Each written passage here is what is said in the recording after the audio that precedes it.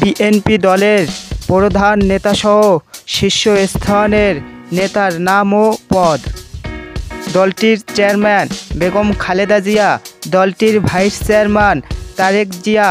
দলটির মহাসচিব মির্জা ফখরুল ইসলাম আলমগীর, দলটির সিনিয়র যুগ্ম মহাসচিব রুহুল কবির রিজভী আহমেদ, দলটির যুগ্ম মহাসচিব সৈয়দ মোয়াজ্জেম হোসেন আলান, দলটির যুগ্ম মহাসচিব হাবিব উন নবী খান সোহেল, দলটির যুগ্ম মহাসচিব খায়রুল কবির খোকন, দলটির যুগ্ম মহাসচিব মাহবুব উদ্দিন খোকন, দলটির স্থায়ী কমিটির সদস্য মির্জা আব্বাস, দলটির স্থায়ী কমিটির সদস্য গয়েশ্বর চন্দ্র রায়, দলটির স্থায়ী কমিটির সদস্য নজরুল ইসলাম খান, দলটির স্থায়ী কমিটির সদস্য আমির খসরু মাহমুদ চৌধুরী, দলটির স্থায়ী কমিটির সদস্য খন্দকার মোশারেফ হোসেন, দলটির স্থায়ী কমিটির সদস্য আব্দুল মঈন খান, দলটির স্থায়ী কমিটির সদস্য